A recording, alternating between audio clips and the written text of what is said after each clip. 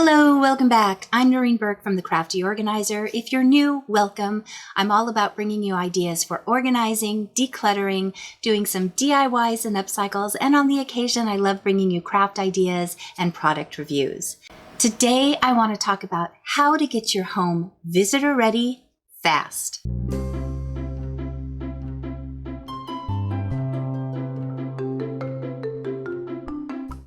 I've already had a few clients reaching out to me saying, oh my gosh, Noreen, we have been shut in for 8 months and I've let some things go. Can you come and help me? And so I've been trying to let them know some steps they could take to get their home a little bit more prepared for the holidays and for visitors without feeling totally overwhelmed and stressed. So I want to talk about some tips that you can use. Now, if you've tuned in hoping to get some great tips and techniques on how to deep clean your house, that's not what this video is about today. We're going to be addressing what to do to get your house cleaner, to get it more organized and ready for that quick visitor. And then we can address the big deep cleaning and organizing systems later. So let's get started with the first one. If you have got just a little bit of warning before your company shows up, take a moment to pause and look around.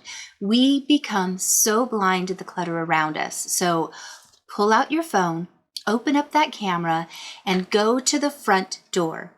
Take a picture of what you see from the front door. Oftentimes you won't notice there's shoes lying around, there's piles of newspapers or mail.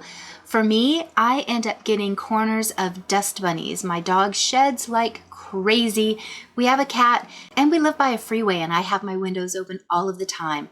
So I can dust and within a day or two, I have dog hair accumulation and dust all over again. So these are things I tend to not notice because I'm focused on other things. Now I'm able to look at it more objectively and look at one snapshot where I can really look at things that are out of place and see it in a more objective light. The next thing I want to talk about is gather all of that paperwork in one place, whether it be newspapers, magazines, mail that you've opened, documents that you need to follow up on later. Get them in one place. Put it in your office, a dresser in your closet, your bedroom. It doesn't matter where you put it because here's the other trick that goes in tandem with that. Wherever you use your calendar that works for you, mine is always on my phone and it syncs to my computer so I can see my calendar from anywhere. But if you have a hard copy calendar that you use, write a date that is a few days after your company leaves and remind yourself to not only go through that paper, but write down where you put the paper. And I know that sounds funny, but when I'm frantically cleaning up because company's coming over, I will grab something and just set it in an open space for later, and my focus is immediately on somewhere else. And I didn't mindfully place it, so now I don't remember where it went. And if you do something similar to that, please leave me a comment below so I don't feel alone. But I have always made myself a note of where I put something and a reminder to get to it so that I can easily locate it again, get through it, and not have to worry about it because now I have the time to get through those papers. Now that your paperwork is safe because you don't ever want to have to go frantically looking for that bill that was due, now you can go around the room and collect all of the other random things that shouldn't be in that space.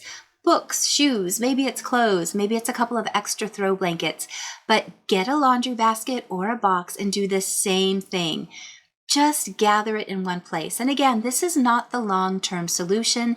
This is because you have someone coming over and you want a more presentable space in a hurry. Once you have those things gathered, go ahead and tuck it in the corner of a room where no one's going to be going, maybe a closet, maybe even your laundry room or garage.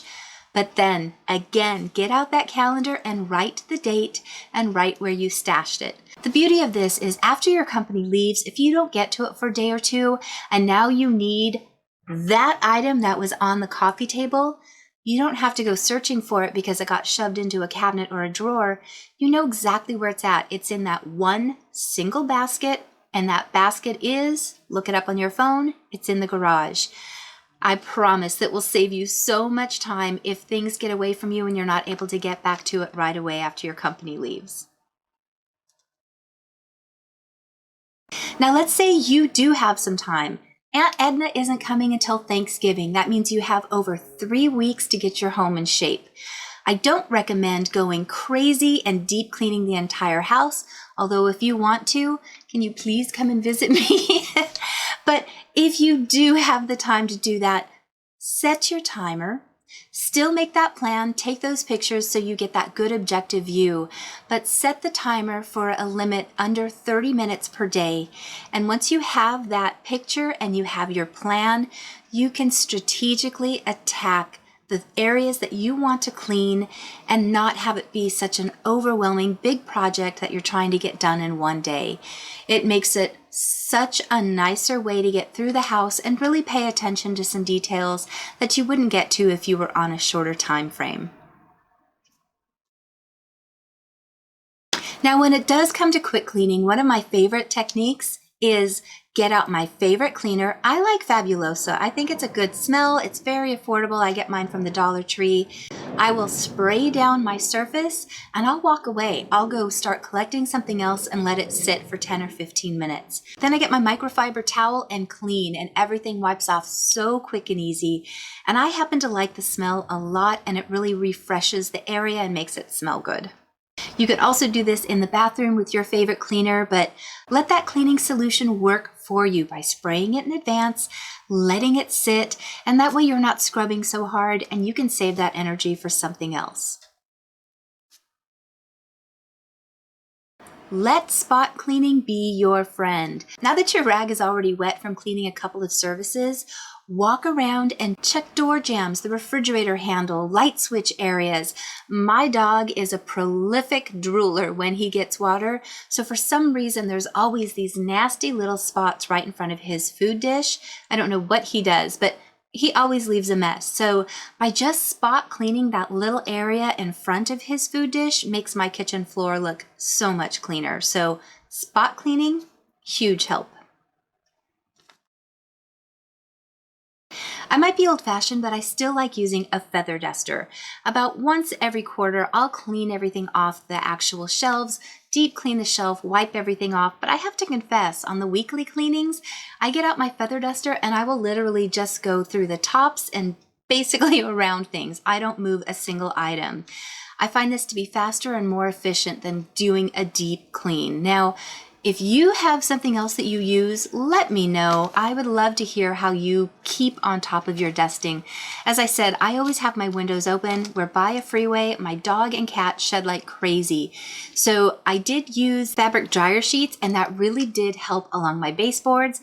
I haven't found that it helps so much on my knickknacks and the shelves. So if you have a different tip, please share it below. Now that you've gotten the dust taken care of, you've spot cleaned, you've decluttered, let's address one last elephant in the room. Smells. I have a dog. He's an older boy, and even though I love him with all of my heart, he's a stinky dog. He gets baths, he gets weekly ear baths. We do what we can for keeping the laundry always going, but our house still smells like stinky old dog, and even though I love him, I won't get rid of him because he's stinky. So we do everything else imaginable to try and stay on top of the doggy smell. We use baking soda where we have any type of carpeting. But I know when a person comes in who hasn't been at our house, they smell my pet immediately. So here's some things that I do. Number one, I love burning candles. They are my favorite thing. But I know not everyone is comfortable having an open flame. If you have a pet, there are some essential oils that you can use and you can have in a simmer pot, but definitely check the labels on those and check with your veterinarian to make sure. I never want someone to use something that can harm an animal. And I just learned recently that essential oils aren't always good for pets, so check into that. Another quick thing that you can do though, have a pot of boiling water and put in what you have as far as fruit or spices. Some boiling lemon on the stove will smell so nice, or apples, cinnamon. Let your imagination go. There's some great recipes online, and let that lovely simmering smell fill your home. Another one that you can do if you have the ingredients or the refrigerated dough, bake a tray of cookies. Not only will it make the house smell lovely, but now you have something nice to serve to your guests when they arrive. So we're almost at the end. Your house smells lovely. It looks nice. No more dust, no more clutter. Take a step back. Take one more picture. First of all, this will give you the satisfaction of getting to see a before and an after. A lot of times we're really critical on ourselves, thinking, I just spent 30 minutes and nothing looks different. By looking at that before and after, you really do get to see the subtle changes of it just looking fresh. The other thing this does, though, is if you do feel like there's just a little bit too much clutter, go ahead and remove 1 or 2 personal items and just set them aside. But on that note, what I really want to convey to you is this is your home. This is your space. And I want you to embrace your space. But more importantly, I want you to embrace you. Anybody who's coming over to your home is not coming to judge your home. They're coming because they care about you and they want to spend some time with you. So don't worry about how your house looks. And if you are doing this, don't do this for the expectation of how they're going to feel. Do it for you. If it makes you feel better to have the house neater, go for it. If it makes you feel better to have it cleaner, go ahead and clean it. If you're fine with the way it is, embrace that and enjoy that visit with your friends and family. That is all I have for today. Thank you so much for watching. If you liked today's video, please make sure to hit that subscribe button. I have a lot more videos coming out. I'm so excited about some of the virtual clients that I've worked with, and we're just about done.